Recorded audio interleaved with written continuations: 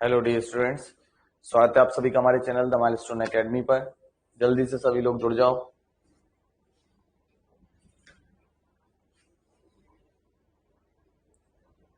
नमस्ते भाई।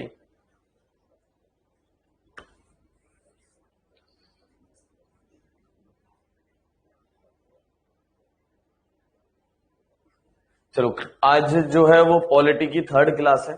ठीक है, 2 क्लास ऑलरेडी मैं ले चुका हूं। लास्ट क्लास में मैंने आपको ये बता दिया कि हमने किस देश से क्या क्या चीजें बोरो की हैं। ठीक है, आज जो हम पढ़ेंगे वहां से संविधान शुरू हो जाएगा। यानी कि संविधान की जो शुरुआत होती है वो मैं ऑलरेडी आपको बता चुका हूं। शुरुआत कहां से होती है? जैसे कोई भी हम कहानी पढ़ते हैं तो शुरुआत में पात्रों का उल्लेख होता है, प्रीफेस होता है, उसके बारे में बताया गया होता है कि कहानी क्यों लिखी गई है, किसके लिए लिखी गई है। इसी प्रकार संविधान भी जब बनाया गया तो शुरुआत के पन्नों में कुछ ऐसी बातें जोड़ी गई जिसमें बताया गया कि संविधान हमने किस आधार पर तैयार किया है। उसी हम आधार को हमने क्या नाम दे दिया? प्रस्तावना या उद्देशिका नाम दे दिया। ठीक है, प्रस्तावना या उद्देशिका, या इंग्लिश में क्या कहते हैं? प्रीएम्बल। ठीक है, तो आज हम प्रस्तावना के बारे में पढ़ने वाले हैं। और कौन से अधिनियम बेटा करण? वो अधिनियम हिस्ट्री में पढ़ाऊंगा। अच्छा, 1935 का कानून, 1919 का कानून, वो सब हिस्ट्री में पढ़ाऊंगा ना बेटा। मॉडर्न में आ जाएगा वो अधिनियम वाली जो चीज है ना, वो पॉलिटी का भी पार्ट है और हिस्ट्री का भी पार्ट है, तो वो हम उसमें पढ़ लेंगे। ठीक है, देखो बात करें भारत के संविधान की उद्देशिका की। ठीक है, तो शुरुआत का जब हम संविधान अपना खोलते हैं, ठीक है, तो उसमें सबसे पहले हमें उद्देशिका मिलती है। ठीक है, तो इसे एक बार हम पढ़ लेते हैं क्योंकि यहां से कुछ क्वेश्चन आ जाते हैं। ठीक है, उद्देशिका से भी। ठीक है, ये बताओ थोड़ा साफ है ये? कहीं धुंधला तो नहीं दिख रहा है? ये बताओ दिख रहा है? धुंधला तो नहीं है? साफ नहीं है? वैसे दिख रहा है, मतलब काम चला हुआ है फिलहाल। ठीक है, चलो, अच्छा अच्छा, ठीक है ठीक है ठीक है। तो देखो, ये जो हमारी उद्देशिका है, प्रीएम्बल है, वो क्या कहती है? हम भारत के लोग। ठीक है, यानी ये सबसे पहले जो उल्लेख करती है वो किसकी बात करती है? भारत के लोगों की बात करती है। यानी कि ये कहती है कि ये जो संविधान हमने तैयार किया है, ये किनके द्वारा तैयार किया गया है? भारत के लोगों के द्वारा तैयार किया गया है। तो ऐसा क्वेश्चन पेपर में भी आ जाता है कि जो संविधान है उसको 26 नवंबर 1949 को किसने अपनाया था? तो वहां पर आपको संविधान सभा टिक नहीं करना। अपनाया संविधान सभा ने था, लेकिन संविधान सभा का प्रतिनिधि कौन थे एक्चुअल में? ठीक है, तो जो संविधान सभा रिप्रेजेंट कर रही थी वो किसको रिप्रेजेंट कर रही थी? तो वो जनता को कर रही थी। तो ये जो संविधान अपनाया गया, ये जनता के द्वारा अपनाया गया। यानी संविधान की जो अंतिम शक्ति है, जो फाइनल पावर है संविधान की, वो किस में शामिल है, किस में निहित है? तो वो किस में निहित है? जनता में निहित है। ठीक है, पीपल में, पब्लिक में निहित है। तो हम भारत के लोग, we the people of India, हम भारत के लोग अपनाते हैं संविधान को। क्या करते हैं? एक संपूर्ण प्रभुत्व संपन्न देश मानते हैं हम अपने आप को। क्या मानते हैं? संपूर्ण प्रभुत्व संपन्न। ये जो वर्ड है ये आपको एज इट इज याद रखने, क्योंकि इनका सीक्वेंस आ जाता है। इंग्लिश में भी लिख दे रहा हूं यहां पर मैं, सोवरेन कहते हैं। ठीक है, इंग्लिश में से क्या कहते हैं? सोवरेन। और क्या है हमारा जो देश है? वो है समाजवादी, यानी कि सोशलिस्ट है। क्या क्या अर्थ होता है इनका वो अभी समझाऊंगा। इसके अलावा हमारा देश क्या है? पंथ निरपेक्ष है या धर्म निरपेक्ष है। बात वही है, पंथ निरपेक्ष या धर्म निरपेक्ष। इंग्लिश में कहते हैं सेक्युलर। लोकतांत्रिक गणराज्य है, यानी डेमोक्रेटिक रिपब्लिक है। तो ये चारों क्रम से लगाने को आ जाते हैं कि ये चारों जो शब्द हैं इनका सही क्रम क्या है। तो सबसे पहले जो भारत है वो क्या है? संपूर्ण प्रभुत्व संपन्न है। इसका मतलब हुआ कि हम अपने आप में संपूर्ण हैं, हमारे ऊपर किसी का भी अधिकार नहीं है। हम पूरे अपने आप में क्या है? पूर्ण स्वतंत्र हैं। ठीक है, समाजवादी हैं हम, यानी कि हमारे यहां पर सभी को समान अधिकार प्राप्त है। ठीक है, कानून के समक्ष समता है, सब समान है हमारे लिए। फिर हम क्या है? पंथ निरपेक्ष हैं या धर्म निरपेक्ष हैं। इंग्लिश में सेक्युलर, हिंदी में भी कभी कभी सेक्युलर लिखा हुआ आ जाता है। तो भाई इतनी टर्मिनोलॉजी आपको याद करनी पड़ेगी। तो सेक्युलर का मतलब क्या होता है? ये पेपर में आता है क्वेश्चन, और अक्सर हम गलत कराते हैं क्योंकि हम सेक्युलर का मतलब समझते हैं धर्मनिरपेक्ष या पंथ निरपेक्ष का मतलब समझते हैं कि जहां पर सभी धर्म समान हो। एक्चुअल में जो पंथ निरपेक्ष का अर्थ है, पंथ निरपेक्ष का अर्थ होता है जहां पर किसी का कोई धर्म ना हो, यानी ऐसा कोई राज्य जो किसी धर्म को स्वीकार नहीं करता, यानी किसी का कोई धर्म ना हो एक पर्टिकुलर, उसको हम क्या कहते हैं, सेक्युलर कहते हैं। तो जब कोई धर्म एक नहीं मानते हम, तो सारे धर्म हमारे लिए कैसे हो गए, एक बराबर हो गए। तो अप्रत्यक्ष रूप से ये मतलब निकलता है, लेकिन एक्चुअल में जो मतलब होता है धर्मनिरपेक्ष का, उसका मतलब होता है जिसका कोई धर्म ना हो, one which has no religion. ये पेपर में आता है। और ऑप्शन दूसरा ये भी होगा कि सारे धर्म समान हो, तो वो सही नहीं है। सही क्या है कि जिसका कोई धर्म ना हो। ठीक है, अच्छा पीईटी में आया था ये धर्मनिरपेक्ष वाला, तो सही करके आए थे ना। ये तो मैं उसमें भी बता चुका हूं, 2-3 लेक्चर जो मैंने यूट्यूब पे डाले थे फ्री वाले। ठीक है, इसके अलावा हम क्या है, लोकतंत्रात्मक गणराज्य। लोकतंत्र यानी डेमोक्रेसी। डेमोक्रेसी का मतलब क्या होता है, तो ये तो आप बचपन से पढ़ते हुए आ रहे होगे। लोकतंत्र का मतलब होता है जनता के द्वारा जहां प्रतिनिधि को चुना जाए। ठीक है, यानी कि ऐसी सरकार जो किसके द्वारा चुनी जाती है, जनता के द्वारा, लोगों के द्वारा चुनी जाती है। एक फेमस कोट है जो अमेरिका के राष्ट्रपति अब्राहम लिंकन ने कहा था, democracy is for the people, जनता के लिए, बाय द पीपल, जनता में से, और जनता के द्वारा, एंड फ्रॉम द पीपल। ठीक है, ये कहा था अब्राहम लिंकन ने। कभी कभी डायरेक्ट आ भी जाता है ये बात किसने कही थी। तो डेमोक्रेसी का मतलब हो गया कि जहां जनता के द्वारा चुना जाए। और गणतंत्र मतलब क्या होता है, लास्ट क्लास में समझाया था, जरा कोई मेरे को बताएगा लिखकर कि गणतंत्र, रिपब्लिक का मतलब क्या होता है। मैं इंतजार कर रहा हूं, आप रिप्लाई करें। गणतंत्र मतलब लास्ट क्लास में मैंने समझाया था क्या होता है, बताओ जरा।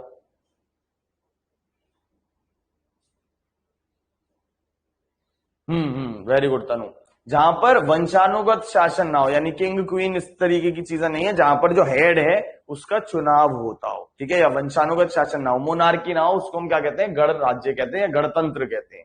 ठीक है, तो फिर ये आगे की कहानी पढ़ लेना, ये इंपॉर्टेंट नहीं है। 4 शब्द इंपॉर्टेंट थे जो आपको क्रम से याद रखने हैं। फिर बात करता है कि हम नागरिकों को क्या क्या देंगे। तो हम नागरिकों को न्याय देंगे। कितने प्रकार का न्याय देंगे, 3 प्रकार का न्याय देंगे। सामाजिक न्याय देंगे यानी सोशल जस्टिस, आर्थिक न्याय देंगे यानी इकोनॉमिक जस्टिस, और राजनीतिक न्याय देंगे यानी पॉलिटिकल जस्टिस। ठीक है, तो संविधान की प्रस्तावना में न्याय कितने प्रकार का है, तो न्याय है 3 प्रकार का। अब क्वेश्चन आप पे बौछार होने वाली है, क्योंकि कल ये सारी चीजें मैंने आपको करा दी हैं, तो आप ही को आंसर करना होगा। तो पहले ये बताओ, गणतंत्र व्यवस्था हमने कहां से ली है, संविधान में जो गणतंत्रात्मक प्रणाली है ये हमने कहां से ली है। गणतंत्र व्यवस्था, भारत एक रिपब्लिक है, गणतंत्र है, ये हमने किस देश से लिया है,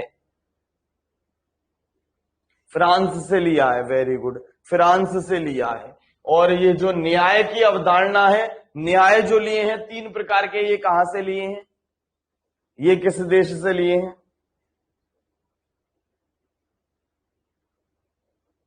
जो न्याय है ये किस देश से लिए हैं, तो न्याय लिए हैं रूस से। वेरी गुड, न्याय लिए हैं रूस से।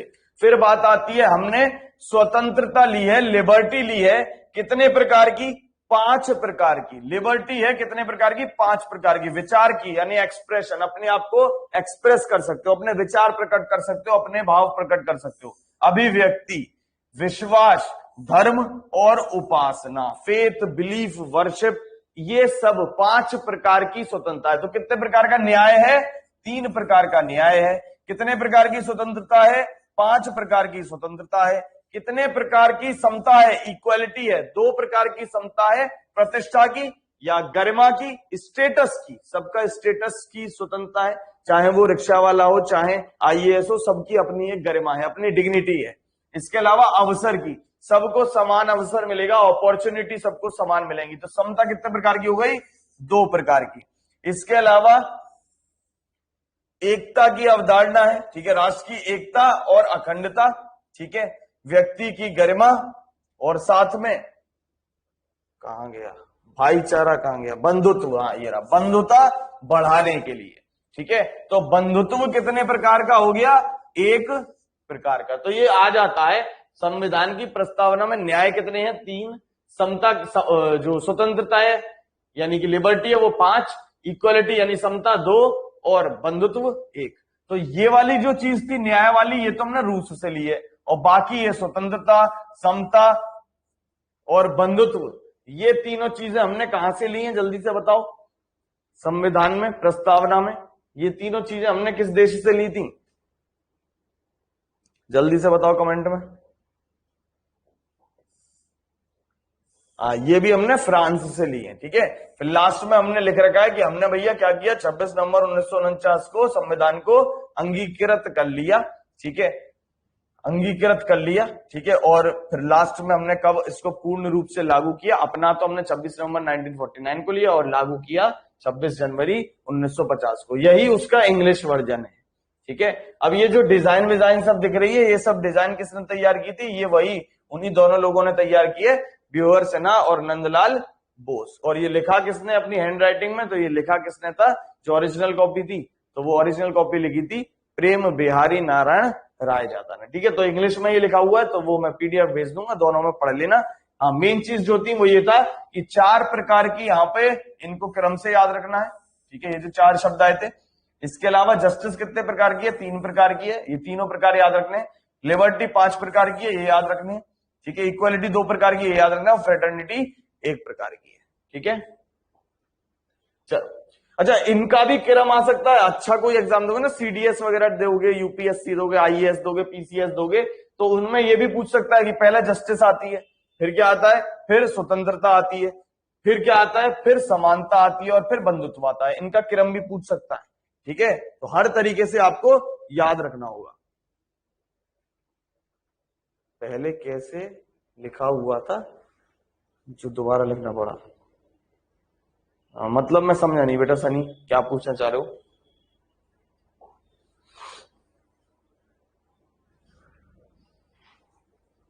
संविधान बेटा पहले कहा था? 1950 में ही तो लागू किया है लिखकर।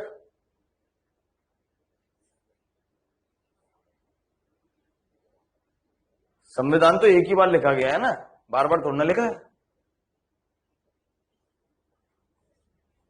चल, तो अब बात आती है प्रस्तावना की। तो मैंने बताया था प्रस्तावना क्या है? संविधान का आधार कहा जाती है, ठीक है, या बेस है ये, जो हमारी बताती है कि संविधान में क्या क्या बातें, किस बेसिस पर हमने संविधान को तैयार किया है।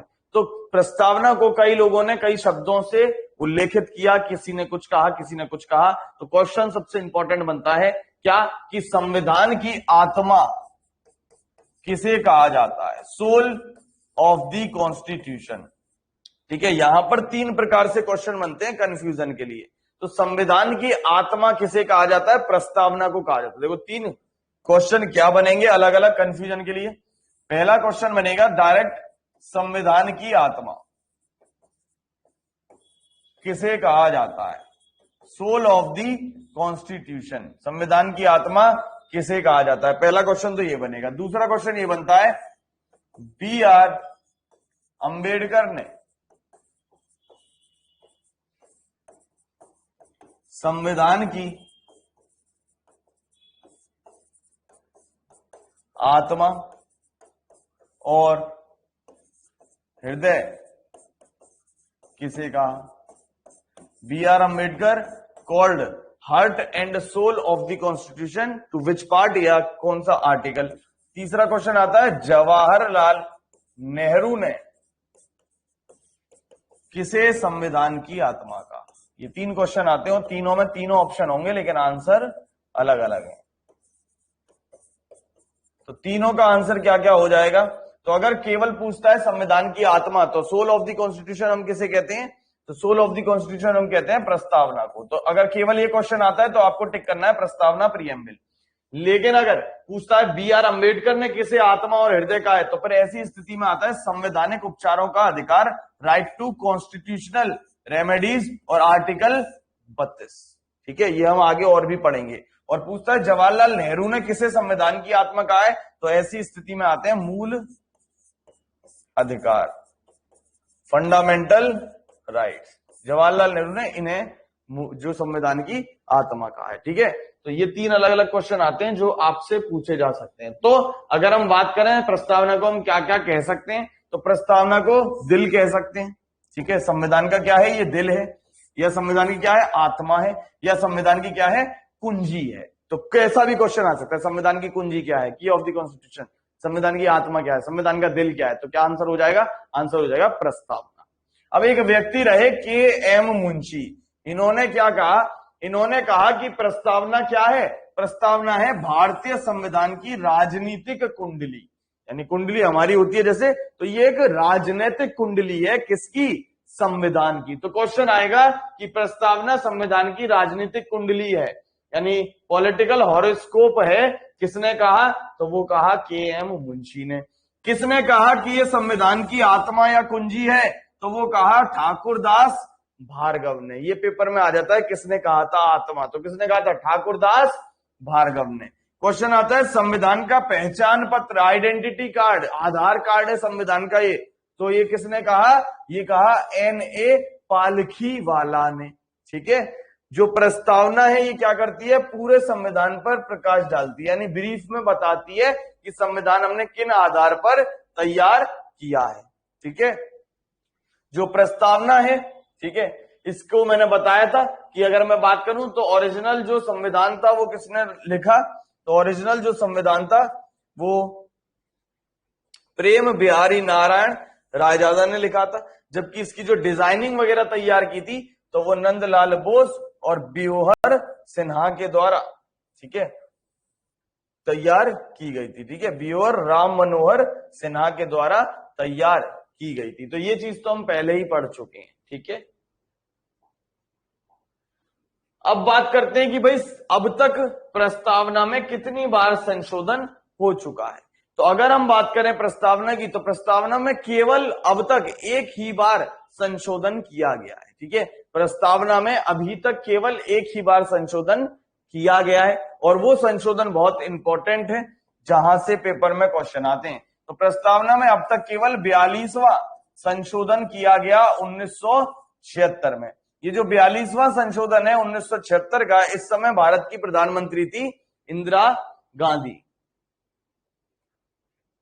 अंबेडकर ने सुझाव दिए, जैसे कि किताब किसी और ने लिखी, पढ़ा मैं रहा हूं। ठीक है, तो वो चीज है। ठीक है, वो जो ज्ञान दिया, जो कि क्या क्या लिखना चाहिए, वो अंबेडकर जी ने दिया, और क्या जो लिखा गया है, हैंड राइटिंग भी तो है। अब जैसे मैंने कुछ अपने नोट्स लिखे, तो वो नोट्स मैं प्रिंट कराऊंगा किसी से, तो प्रिंटिंग वाला अलग है, वो चीज है ना। चलो, तो 42वां संशोधन के द्वारा हमने बहुत सारे परिवर्तन संविधान में किए हैं। इसी कारण ये जो 42वां संशोधन है, इसे हम क्या कह देते हैं, मिनी संविधान कह देते हैं, मिनी कॉन्स्टिट्यूशन कह देते हैं। ठीक है, क्या कह देते हैं, मिनी संविधान, मिनी कॉन्स्टिट्यूशन। ठीक है, जो हमारा संविधान का 42वां संशोधन है, जो इंदिरा गांधी के समय में हुआ 1976 में, उसे हम क्या कहते हैं, मिनी कॉन्स्टिट्यूशन या मिनी संविधान या लघु संविधान कहते हैं। ठीक है, क्योंकि इसके द्वारा हमने क्या किया था, संविधान में बहुत सारे परिवर्तन किए। तो इसी संशोधन के द्वारा हमने क्या किया, प्रस्तावना में भी एक संशोधन कर दिया, प्रस्तावना में भी कुछ परिवर्तन कर दिए, प्रस्तावना में भी कुछ चेंजेस कर दिए। और प्रस्तावना में चेंजेस क्या किए, 3 शब्दों को जोड़ दिया। ठीक है, प्रस्तावना में 3 शब्दों को जोड़ दिया। पहला कौन सा शब्द जोड़ा हमने, समाजवादी, सोशलिस्ट। दूसरा जो शब्द जोड़ा वो हमने कौन सा जोड़ा, वो जोड़ा हमने पंथ निरपेक्ष, या इसी के लिए हम दूसरा शब्द यूज कर सकते हैं, धर्म निरपेक्ष।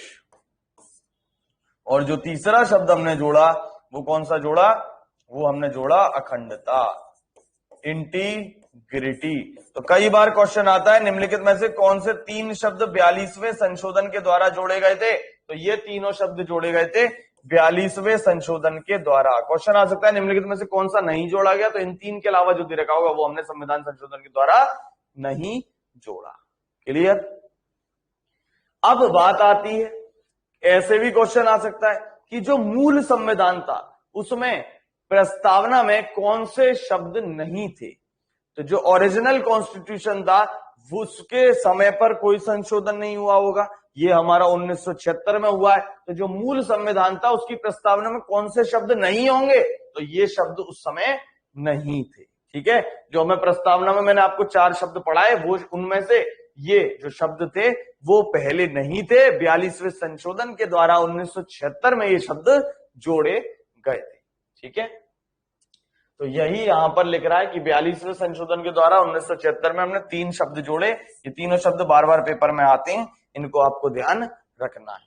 ठीक है, फिर बात करते हैं अगर हम प्रीएम्बल की, प्रस्तावना की, तो प्रस्तावना से रिलेटेड कुछ सुप्रीम कोर्ट में केसेस डालेगा। ये आप देखते होंगे, केसेस पढ़ते रहते हैं सुप्रीम कोर्ट में, और सुप्रीम कोर्ट कुछ निर्णय देता है तो वो एक आपके लिए क्या बन जाता है, आगे के लिए एक एडवाइजरी बन जाती है कि हमेशा हमको ये काम करने हैं कानून के दायरे में। तो सुप्रीम कोर्ट में प्रस्तावना से संबंधित 2 केस चले हैं, दोनों केस बहुत इंपॉर्टेंट है। एक केस कहलाता है बेरूबारी केस और एक कहलाता है केशवानंद भारती केस। ठीक है, तो जो बेरूबारी केस था उस केस में 1960 में हुआ, जिसमें सुप्रीम कोर्ट ने यह निर्णय दिया था कि जो संविधान की प्रस्तावना है ये संविधान का अंग नहीं है, यानी कि जो प्रीएम्बल है वो संविधान का पार्ट नहीं है। तो क्वेश्चन ऐसे आएगा कि 1960 में कौन सा वाद हुआ था, कौन सा केस हुआ था, तो वो हुआ था बेरूबारी केस। दूसरा क्वेश्चन ऐसे आएगा, बेरूबारी केस में क्या निर्णय लिया गया था, तो ये निर्णय लिया गया था कि जो प्रस्तावना है वो संविधान का भाग नहीं है। या उल्टा आ सकता है, किस केस में सुप्रीम कोर्ट ने ये निर्णय लिया कि संविधान का भाग प्रस्तावना नहीं है, तो वो हो जाएगा बेरूबारी केस 1960। फिर आपको पता है कि जो कोर्ट है उसमें दोबारा याचिका डल जाए तो वो अपनी याचिकाओं का पर पुनर्निर्णय ले सकती है, यानी दोबारा से रिव्यू कर सकती है। तो रिव्यू के तहत 1973 में एक बहुत इंपॉर्टेंट केस है जो संविधान का बहुत ही इंपॉर्टेंट केस माना जाता है, जो यहां अगली स्लाइड में है, वो है केशवानंद भारती केस। ठीक है, ये संविधान का एक बहुत इंपॉर्टेंट केस माना जाता है क्योंकि इसमें बहुत इंपॉर्टेंट निर्णय दिया गया था संविधान से रिलेटेड। केशवानंद भारती की अभी कुछ समय पहले ही मृत्यु हुई है। ये केरल में एक मठ है, उस मठ था, उसके हेड थे। ठीक है, तो ये जो केशवानंद भारती केस था ये 1973 में हुआ और इसमें अब तक की सुप्रीम कोर्ट की सबसे बड़ी बेंच बनाई गई। ठीक है, जैसे 5 न्यायाधीश होने चाहिए था ना निम्नलिखित, तो इसमें अब सबसे ज्यादा न्यायाधीश बनाए गए। और इस बैठक में ये निर्णय लिया सुप्रीम कोर्ट ने कि नहीं, संविधान को अंग माना जाएगा, प्रस्तावना संविधान का अंग है। ठीक है, क्लियर। और साथ ही यह निर्णय और दिया इस केस में सुप्रीम कोर्ट ने कि संविधान के किसी भी भाग में संसद परिवर्तन कर सकती है लेकिन संविधान के मूलभूत ढांचे को परिवर्तित नहीं कर सकती। यानी एक रीढ़ की हड्डी है संविधान की, एक बेसिक स्ट्रक्चर है, उसको छोड़कर संसद बाकी हिस्सों में परिवर्तन कर सकती है। उस बेसिक स्ट्रक्चर से कोई खिलवाड़ नहीं करेगी। जैसे हमारे शरीर है तो हमारे शरीर में 2 आंख, नाक, 2 कान, 2 हाथ ये होंगे, तो इसी तरीके से अब बनावट अलग अलग होती है सबकी, किसी की आंख छोटी हो सकती है, बड़ी हो सकती है, हाँ होंगी 2 आंख। तो यही चीज सुप्रीम कोर्ट ने कही कि नहीं, संविधान में कुछ ऐसी चीजें हैं जो आप परिवर्तित नहीं करोगे, उसके अलावा कुछ चेंजेस करना चाहो तो वो परिवर्तित कर सकते हो।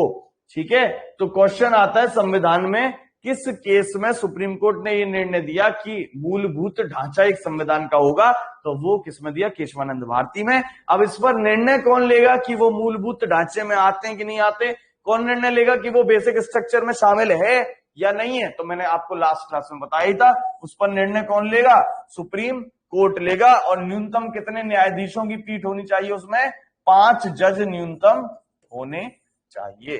ठीक है, तो इसको जरा देख लेते हैं।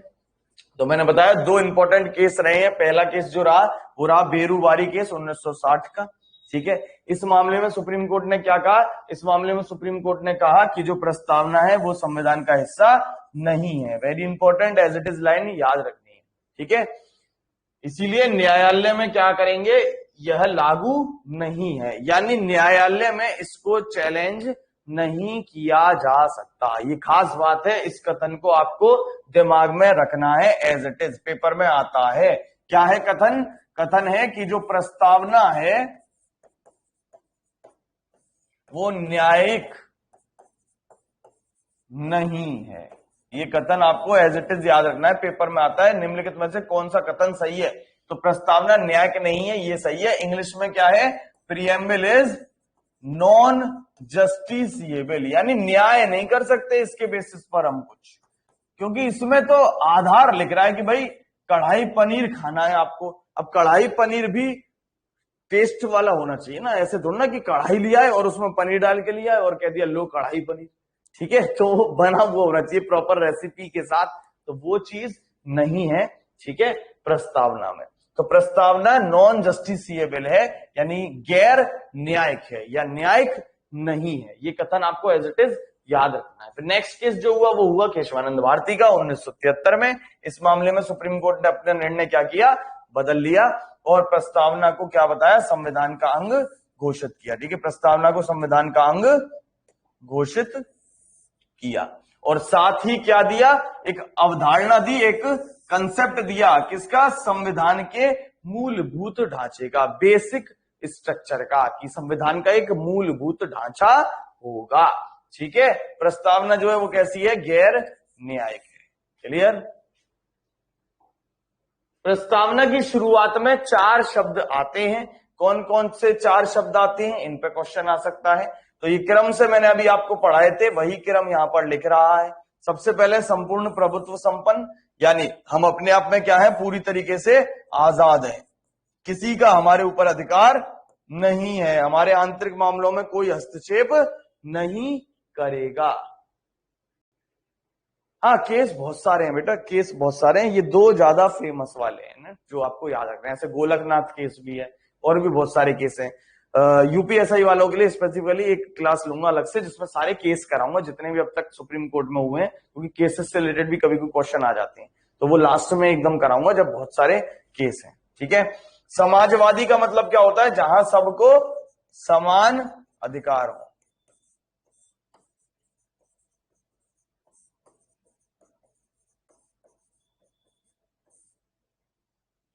पंथ निरपेक्ष या धर्मनिरपेक्ष मतलब जिसका कोई धर्म ना हो।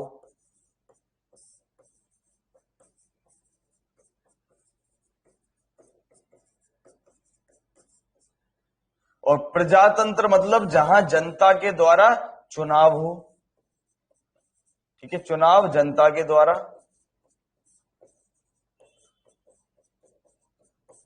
और गणराज्य मतलब जहां वंशानुगत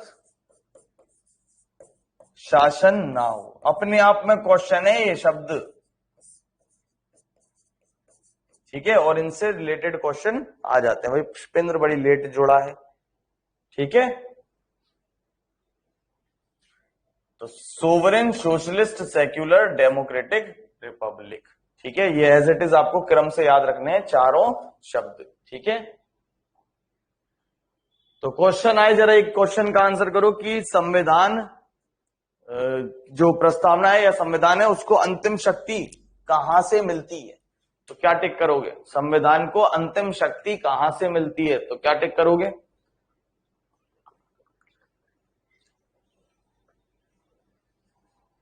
संविधान की अंतिम शक्ति किसमें निहित है, 1973। अरे संविधान की अंतिम शक्ति किसमें निहित है, final power of the constitution is present in, तो क्या टिक करोगे, सुप्रीम कोर्ट। और किसी का कोई आंसर।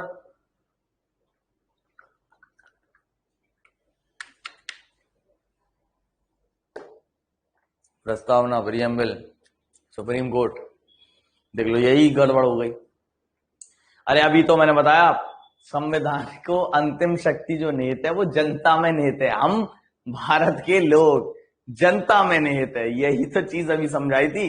तो जो पावर है फाइनल कॉन्स्टिट्यूशन की वो किसमें शामिल है, किसके हाथों में है, जनता के हाथों में। अल्टीमेट माई बाप जनता है संविधान की, ठीक है।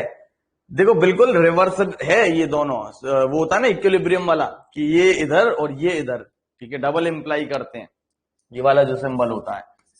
संविधान सबसे ऊपर है, हर कोई संविधान का पालन करेगा, जनता भी संविधान का पालन करेगी, लेकिन संविधान की जो शक्ति है वो जनता से ही मिलती है उसे, ठीक है। तो ये अभी ही क्वेश्चन बताया था तो मैं थोड़ी देर पहले जब प्रस्तावना की शुरुआत ही की थी कि संविधान की जो अंतिम शक्ति है वो किसमें निहित है? जनता में निहित है। उसमें यही गड़बड़ आप कर देते हो। सुप्रीम कोर्ट कोई टिक कर आएगा, कोई संसद टिक कर आएगा, कोई प्रधानमंत्री, कोई राष्ट्रपति, लेकिन किसमें निहित है अंतिम पावर? वो है जनता में। ठीक है, क्लियर? तो इस चीज को याद रखना। अब बात आ जाती है यहां से शुरुआत भागों की, संविधान के भाग। ठीक है, तो संविधान के भाग मैंने आपको बताया था कि संविधान में कितने भाग हैं। जब संविधान लागू हुआ तो 22 भाग थे। ठीक है, तो उनमें से पहला हम पढ़ेंगे भाग 1, पार्ट 1। तो भाग 1 के रिलेटेड क्या क्या क्वेश्चन आ सकते हैं? क्वेश्चन आ सकते हैं कि भाग 1 का टाइटल क्या है, यानी भाग 1 में पढ़ते क्या है, संविधान के भाग 1 में उल्लेख किस चीज का है। तो पहले तो टाइटल ही आ जाता है। तो भाग 1 में क्या है?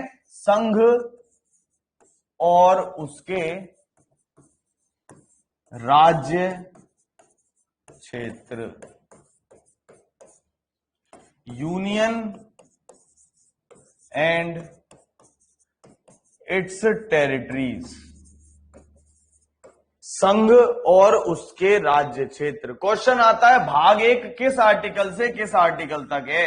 तो भाग 1 है आर्टिकल 1 से 4 तक। भाग 1 कहां से कहां तक है? आर्टिकल 1 से 4 तक। क्लियर? 2 क्वेश्चन यहां से आ गए। भाग 1 में क्या है? संघ और उसके राज्य क्षेत्र, यूनियन एंड इट्स टेरिटरीज, किस आर्टिकल से किस आर्टिकल तक है? 1 से 4 तक। तो बात करते हैं पहले आर्टिकल 1 की। तो आर्टिकल जो 1 है ये क्या कहता है? जो आर्टिकल 1 है ये कहता है भारत का नाम बताता है, संघ का नाम बताता है। तो क्वेश्चन आता है कि भारत के संविधान के तहत क्या क्या नाम है? तो संविधान के तहत भारत के केवल 2 ही नाम हैं, या तो भारत या फिर इंडिया। ठीक है, 2 ही नाम है संविधान के तहत भारत के, या तो भारत या इंडिया। क्लियर? 2 ही नाम है, या तो भारत या इंडिया। तो आर्टिकल 1 क्या कहता है? आर्टिकल 1 कहता है इंडिया अर्थात भारत। तो याद रखना क्या कि भारत का नाम ना तो हिंदुस्तान है, ना आर्यवर्त है, ना जम्बू द्वीप है, या जितना भी जो भी आपने नाम सुना हो वो कुछ भी नहीं है। भारत का नाम केवल या तो भारत है या इंडिया है। यही 2 नाम है ऑन पेपर हमारे। तो इंडिया अर्थात भारत राज्यों का क्या है? राज्यों का एक संघ है। ये बात कहता है कौन? ये बात कहता है आर्टिकल 1। इंडिया अर्थात भारत राज्यों का एक संघ होगा। ठीक है, क्या होगा? राज्यों का एक संघ होगा। India that is Bharat shall be a union of states. ये एज इट इज ही याद रखना है आपको। आर्टिकल 1 क्या कहता है? इंडिया अर्थात भारत राज्यों का एक संघ होगा। आर्टिकल 1 के तहत भारत के क्या क्या नाम है? या तो इंडिया या फिर भारत है। अब एक क्वेश्चन का आंसर दो। ये जो भारत राज्यों का एक संघ होगा, ये बात हमने किस देश से ली है? इसका आंसर जल्दी से कर दो। इंडिया अर्थात भारत राज्यों का एक संघ होगा, ये बात हमने किस देश से ली है?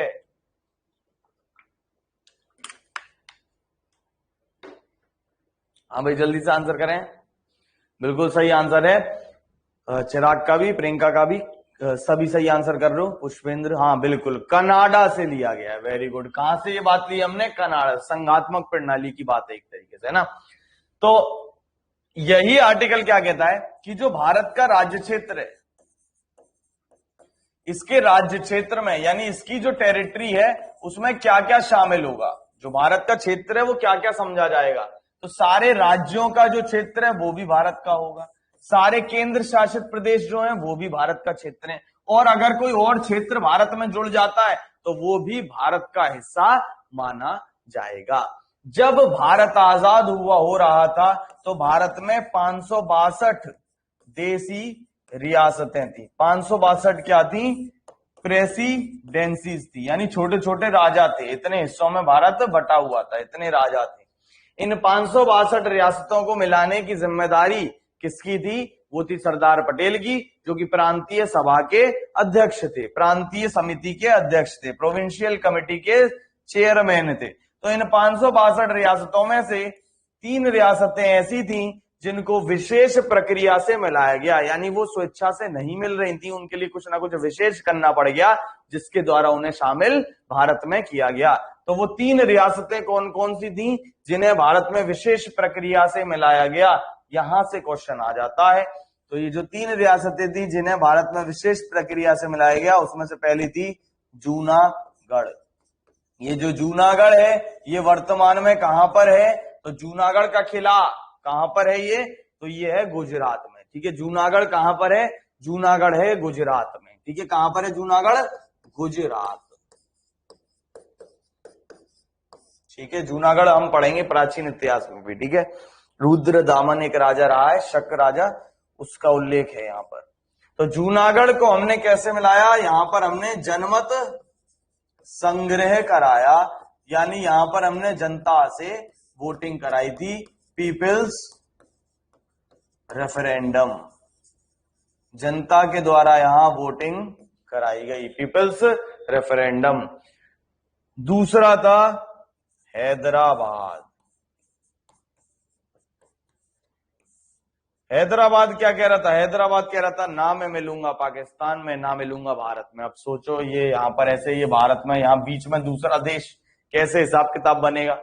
तो ऐसी स्थिति में फिर सेना की कार्यवाही की गई और सैन्य बल के द्वारा इसे शामिल कर लिया गया, मिलिट्री एक्शन के द्वारा इसे शामिल कर लिया गया। तीसरा था जम्मू कश्मीर, इसको हमने वादा किया विशेष प्रावधानों का, और आर्टिकल 370 के तहत ये भी विशेष प्रावधान के साथ भारत में मिल गया। ठीक है, शुरुआत में जब भारत बनाया गया था तो भारत में अलग अलग राज्य नहीं बनाए गए थे। शुरुआत में भारत को पार्टों में बांट रखा था। ठीक है, भाग ए ऐसे करके बांट रखा था, भाग बी और भाग सी। ठीक है, ऐसे बांट रखा था हमने शुरुआत में। फिर एक व्यक्ति थे, ये और भी डिटेल में मैं आगे पढ़ाऊंगा जब आपको राज्यों का गठन पढ़ाऊंगा। तो एक व्यक्ति थे जिनका नाम था पोट्टी श्री रामालू। अभी थोड़ी सी थ्योरी ऐसे ही बता दे रहा हूं, बाद में डिटेल में लिखवाऊंगा और पढ़ाऊंगा। पोट्टी श्री रामालू थे,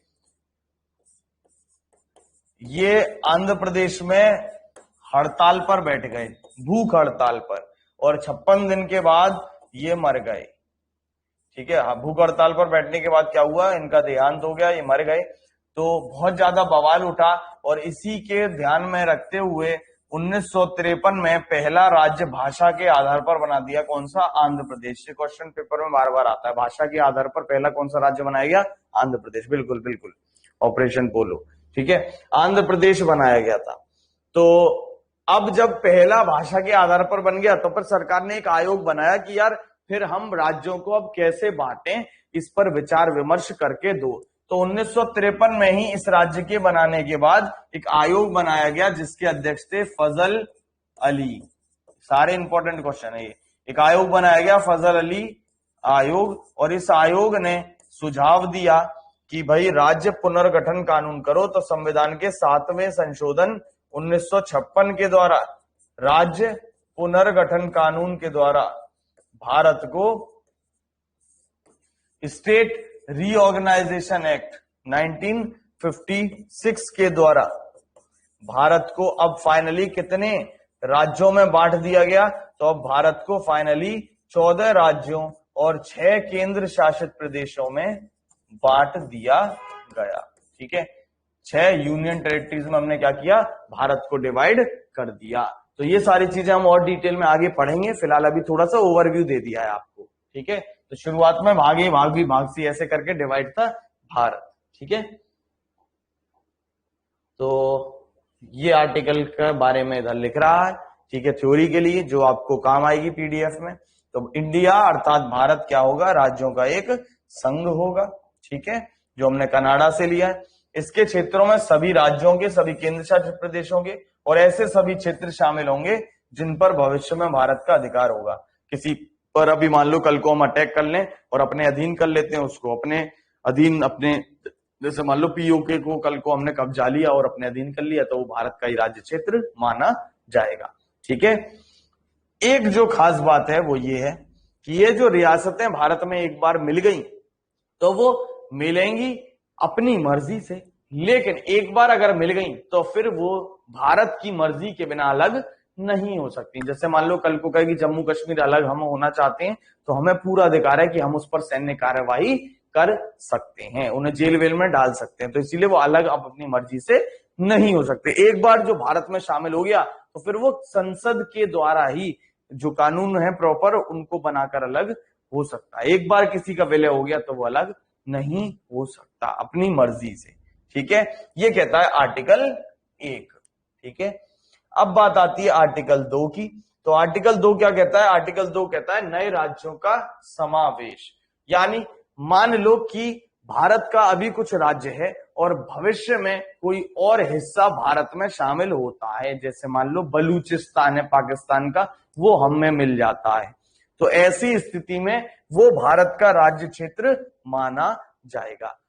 देखो यहां पर एक क्वेश्चन आता है जो डाउटफुल रहता है, वो क्या है? एक है आर्टिकल 2, वो भी ऐसा ही कुछ है, और एक है आर्टिकल 3, वो भी ऐसा ही कुछ है। यानी लगभग सेम से लगते हैं लेकिन अंतर है, तभी तो 2 आर्टिकल बनाए, वरना एक ही होता। तो अंतर क्या है वो समझो। आर्टिकल 2 में तो ऐसा है जो विदेशों के हिस्से हैं वो भारत में मिल जाते हैं, तो यानी ऑलरेडी भारत में नहीं है, अलग से कोई हिस्सा भारत में मिलता है, उसका उल्लेख है आर्टिकल 2 में। आर्टिकल 3 में वो है कि जो पहले से ही भारत के राज्य हैं उनका कुछ परिवर्तन होता है, यानी राज्य टूट जाता है, राज्य की सीमा में परिवर्तन हो जाता है, राज्य का नाम में परिवर्तन हो जाता है। तो आर्टिकल 3 तो उनके लिए जो पहले से ही भारत में है, जबकि आर्टिकल 2 उसके लिए है जो भारत में नहीं है और शामिल होगा। तो इस आर्टिकल 2 का प्रयोग करके हमने, क्योंकि जब हम आजाद हुए थे तो सारे हिस्से हमारे पास नहीं थे, जैसे गोवा में पुर्तगाली 1961 में गए, पुडुचेरी में भी लेट गए थे, 1947 में सब नहीं भागे थे। तो हमने धीरे धीरे आर्टिकल 2 का प्रयोग करके भारत के हिस्सों में कुछ जगहों को मिलाया गया। हाँ बिल्कुल, ठीक है, बिल्कुल। तो आर्टिकल 2 के तहत हमने कुछ राज्यों को कौन कौन से मिलाया? सिक्किम को मिलाया था, ठीक है, सिक्किम को अपना राज्य बनाया था। सिक्किम पहले हमारा राज्य नहीं था, 1975 में से पूर्ण राज्य बनाया। माहे इसको हमने शामिल किया, गोवा इसको शामिल किया, पौंडीचेरी इसको शामिल किया, यनम और कराईकल इन सबको शामिल किया। ये जो माहे है, ठीक है, पौंडीचेरी है, यनम है और कराईकल है, ये चारों किसके तहत आते हैं? पौंडीचेरी के ही तहत आते हैं, यानी पौंडीचेरी का ही हिस्सा है माहे, यनम और कराईकल। तो पौंडीचेरी ऐसा केंद्र शासित प्रदेश है, ठीक है, पौंडीचेरी ऐसा केंद्र शासित प्रदेश है।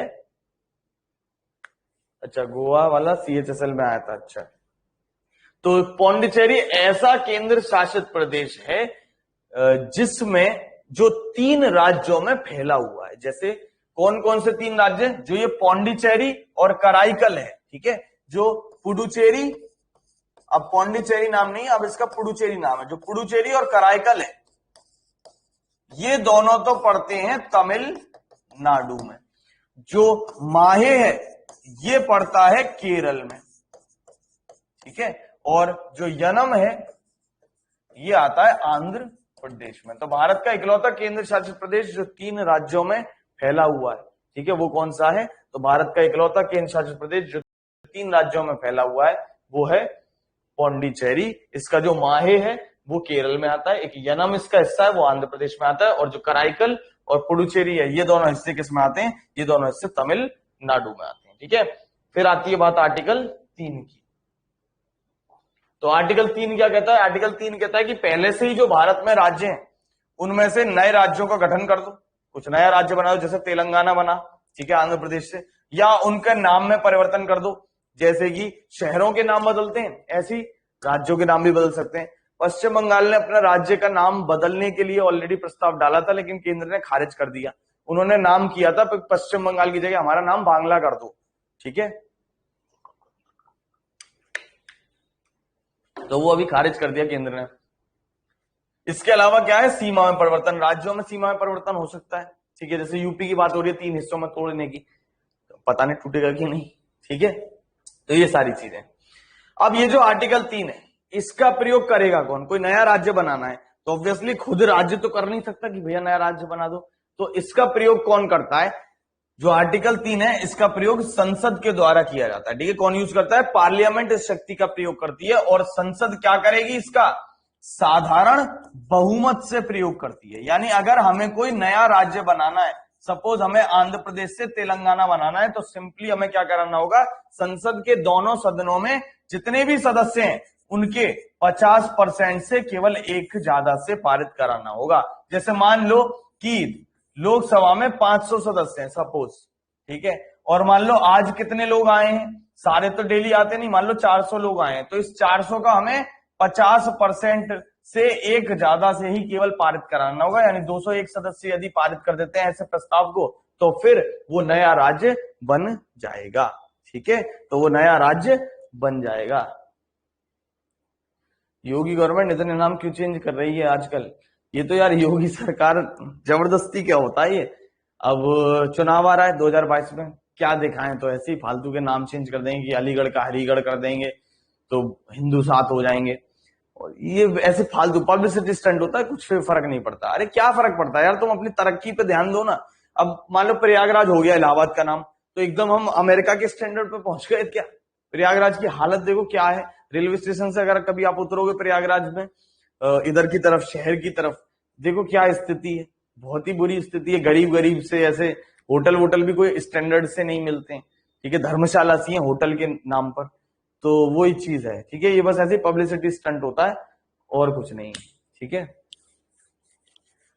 बस वही है कि जबरदस्ती कुछ नहीं कि हिंदुओं को शामिल करना है, तो वो चुनाव आ रहा है उस वजह से फालतू की चीजें करते रहते हैं। दिखाने को है नहीं, भर्ती कराते नहीं है प्रॉपरली, पेपर आउट हो जाता है। पता नहीं पीईटी का भी सवाल उठ रहा है कि पेपर आउट है कि नहीं है। अब पता नहीं पीछे से आउट हो, तो वैसे तो उन्होंने खारिज कर दिया कि पेपर आउट नहीं है, लेकिन वायरल तो हो ही गया था। 12 बजे के बाद ही भले ही हुआ, तो क्या पता कि 12 बजे से पहले ही पेपर आउट हो गया हो।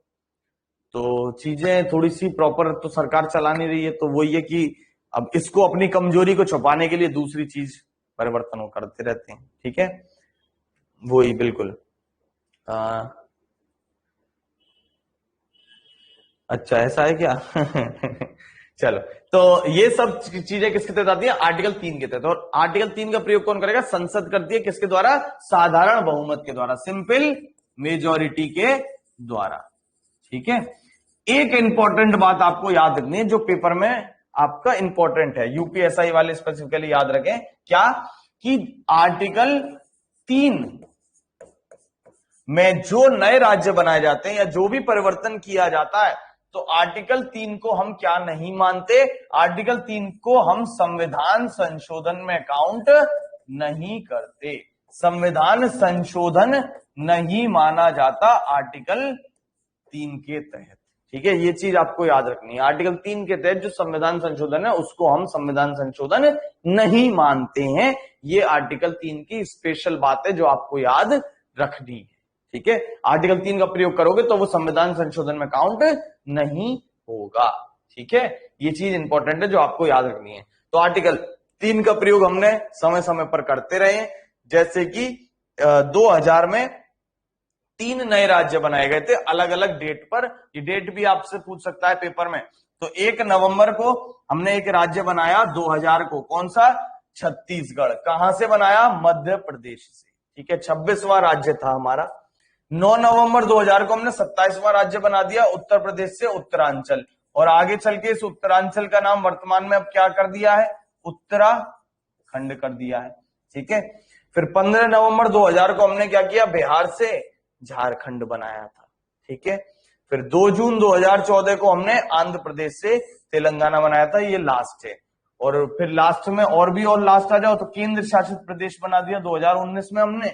कौन कौन से? जम्मू कश्मीर और लद्दाख, ठीक है। जम्मू कश्मीर को तोड़कर 2 केंद्र शासित प्रदेश बना दिए, जम्मू कश्मीर और लद्दाख, ठीक है। आर्टिकल 4 काम का नहीं है, उसको याद करने की जरूरत नहीं है, लेकिन आर्टिकल 4 मैं आपको बता दे रहा हूं कि क्या है, ठीक है। याद करने की नीड तो नहीं है, लेकिन फिर भी जान लो। आर्टिकल 4 ये कहता है कि जब भी संविधान का आर्टिकल 2 और 3 का प्रयोग होगा, तो खुद सोचो, जब भी आर्टिकल 2 या 3 का प्रयोग होगा तो भारत में जो राज्य हैं उनमें कुछ ना कुछ परिवर्तन आएगा। या तो उसकी नाम बदल जाएगा, उसका क्षेत्रफल बदल जाएगा, या कुछ नया राज्य बन जाएगा। तो जब भी आर्टिकल 2 या 3 का प्रयोग होगा तो संविधान में 2 अनुसूचियों में परिवर्तन आ जाता है। कौन कौन सी अनुसूचियों में? एक तो शेड्यूल पहला और एक शेड्यूल चौथा। इन दोनों में क्या होगा? परिवर्तन आएगा, चेंजेस होंगे। क्यों? क्योंकि जो संविधान की पहली अनुसूची है ये बिल्कुल भाग पहले की बात करती है, यानी कि सारे राज्यों का क्षेत्रफल, नाम, ये सारी चीजें अनुसूची 1 में मिलती है। और अनुसूची 4 में राज्यसभा की सीटों का बंटवारा। तो अगर सीमा में परिवर्तन होता है, कुछ भी चेंजेस होते हैं, तो राज्यसभा वाली वो जो है उनमें भी तो परिवर्तन आएगा। अब मान लो मैंने नाम चेंज कर दिया, आंध्र प्रदेश का कुछ और कर दिया, तो उस चौथी अनुसूची में अब आंध्र प्रदेश को हटा के नाम जो नया किया वो करना पड़ेगा। तो पहली और चौथी अनुसूची में परिवर्तन आता है, ये बेसिकली आर्टिकल 4 कहता है। और ये वाली जो बात बताई मैंने, ये भी आर्टिकल 4 ही कहता है। तो आर्टिकल इंपॉर्टेंट नहीं है, मेन चीज ये याद रखना कि जो आर्टिकल 3 के तहत हम संविधान संशोधन करते हैं उसको संविधान संशोधन में काउंट नहीं करते, काउंट नहीं होगा। वो है तो संशोधन, लेकिन वो संविधान संशोधन नहीं माना जाता। और जब भी आर्टिकल 2 और 3 का प्रयोग होगा तो क्या होगा? जब भी आर्टिकल 2 और 3 का प्रयोग होगा तो संविधान की पहली और चौथा शेड्यूल जो है, अनुसूची जो है, इसमें परिवर्तन आएगा। ठीक है, ये हो जाता है हमारा संविधान का भाग 1 खत्म। आज के लिए इतना ही रखते हैं, भाग 1 तक। नेक्स्ट क्लास में पढ़ेंगे भाग 2 और भाग 3 के बारे में, नागरिकता और मूल अधिकारों के बारे में। ठीक है, तो यहां तक कोई भी डाउट हो तो वो मेरे से आप पूछ लेना, क्लियर कर लेना। इसमें कुछ क्वेश्चंस दे रखे हैं मैंने बाद में, ठीक है, ये पीडीएफ में आपको भेज दूंगा। नागरिकता तो मैं आपको कल पढ़ाऊंगा, इन क्वेश्चंस को अटेम्प्ट करके देख लेना है ना। इन क्वेश्चंस में को अटेम्प्ट करना, और क्वेश्चनों में अगर डाउट आया करे तो वो पूछ लिया करो। ठीक है, डाउट हुआ करे किसी भी प्रकार का तो पूछ लिया करो। नहीं, रीजनिंग की क्लास आज नहीं है, सर घर पे निकल गए अपने, तबीयत खराब थी ना सर की, तो कल दवाई वगैरह दी है, एजिथ्रोमाइसिन वगैरह, तो अभी थोड़ी राहत तो है, लेकिन सर अभी घर निकल गए, थोड़ा रेस्ट वेस्ट करेंगे 2-3 दिन तो नॉर्मल हो जाएंगे। ठीक है, तो रीजनिंग की अभी क्लास नहीं है। कल आपकी हिंदी की क्लास होगी शाम को, तो मैं टाइमिंग बता दूंगा। ठीक है, हिंदी की 2 घंटे की कल क्लास चलेगी, तो टाइमिंग जहां तक है शाम को 5 से 7 रहेगी, तो वो मैं बता दूंगा आपको। ठीक है, एक बार इन्फॉर्म कर दूंगा। और ट्यूसडे संडे की तो छुट्टी है ही, कल मतलब बाकी सब्जेक्ट ऑफ रहेंगे। कल हिंदी की क्लास शायद चल सकती है शाम को, मैं इन्फॉर्म कर दूंगा आपको, सर से एक बार बात करके। 5 से 7 चलेगी, वैसे आज मैंने बात कर ली थी। और मंडे को छुट्टी रहेगी सबकी जन्माष्टमी की वजह से। ठीक है, तो फिर मिलते हैं ट्यूसडे को। ठीक है, लेकिन हाँ कल हिंदी की क्लास होगी। ठीक है, तो ट्यूसडे को मिलते हैं। सभी को जन्माष्टमी की शुभकामनाएं। ठीक है, जन्माष्टमी को व्रत रखते हैं, आराम से सेहत का ध्यान रखें। ठीक है, ख्याल रखें सभी अपना। हाँ, ऑफलाइन की भी छुट्टी है, मंडे की ऑफलाइन की भी छुट्टी है। ठीक है, उधर काम चल रहा है असल में सेंटर पे, ऑफलाइन वाले पे वो एल्यूमिनियम का काम चल रहा है, तो बहुत आवाज करता है। वो काटते हैं जब एल्यूमिनियम तो बहुत इरिटेटिंग साउंड होती है, कान फट जाए ऐसे, तो इसलिए मैंने ऑफ कर रखी है अभी ऑफलाइन जो मेरा स्पेशल बैच चल रहा है उसको। ठीक है, तो चलो आज के लिए इतने रखते हैं। बहुत बहुत धन्यवाद, थैंक यू।